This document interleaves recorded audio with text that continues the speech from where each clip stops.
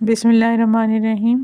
یہاں سے زلیخا کا بہت کڑا امتحان شروع ہوتا ہے، کیونکہ زلیخا کو صرف اپنے شوہر کے طعنے اور غصے کا سامنا ہی نہیں تھا، بلکہ پورا مصر باتیں بنا رہا تھا اس کے اوپر، اور تمام ملازمین اور مذہبی رہنما، تمام کاہن بھی اس کے پیچھے پڑ گئے تھے۔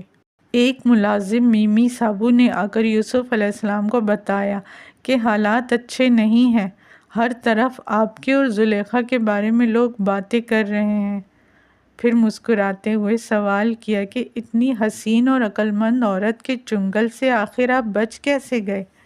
یوسف علیہ السلام بولے، میں نے خود کو دوزخ کی آگ سے بچایا ہے، نہ کہ زلیخا سے، اور جس کا معشوق بے مثل اور لافانی حسن کا مالک ہو، وہ زلیخا جیسوں کو کسی خاطر میں نہیں لاتا، اور جس کی نظر روز آخرت کے عذاب پر ہو، اس کی نظر میں زلیخا آتش دوزخ کے سوا کچھ بھی نہیں ہے۔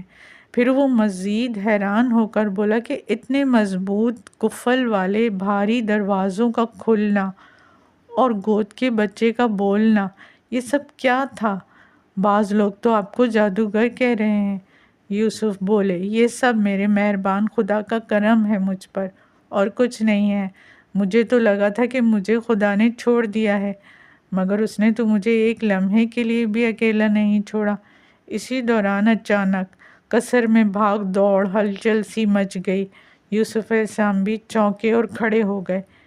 تمام ملازمین باہر آ گئے۔ پتہ چلا کاہن اعظم کی تشریف آوری ہو رہی ہے، اسی لیے ہے یہ سب کچھ، استقبال وغیرہ کے لیے۔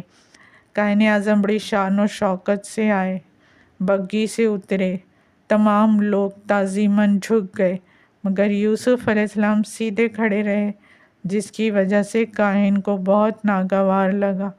بہرحال کاہن اعظم نے زلیخا کے قصر کے اندر موجود موبد کے اندر داخل ہوتے ہی زلیخا پر برس پڑے کہ یہ کیا گل کھلایا تم نے؟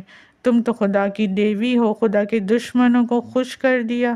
ساتھ ہی سب چھوٹے چھوٹے کاہن بھی باری باری زلیخا کو ذلیل کرتے رہے کہ کس طرح تم نے خدا کے دشمن سے دل لگایا، سب کی عزت ملیہ میٹ کر دی، اور سزا ملنی چاہیے، وغیرہ وغیرہ۔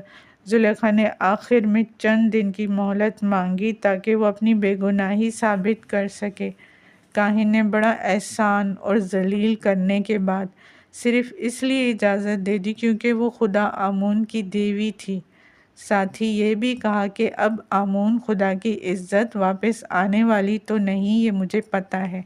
یہ کہہ کر سب کاہن غصے میں چلے گئے۔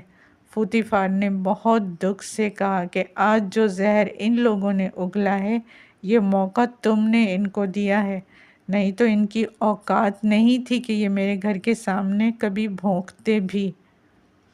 زلیخا اس وقت بے انتہا دکھی تھی، لیکن ہمت جمع کر کے اس نے کنیز سے یوسف کو بلوایا۔ جب وہ آ گئے تو زلیخا نے بہت سرد لہجے میں کہا۔ ویڈیو کا اگلا حصہ دیکھنے کے لیے لائک، سبسکرائب اور اپنے دوستوں سے شیئر کرنا نہ بھولیں۔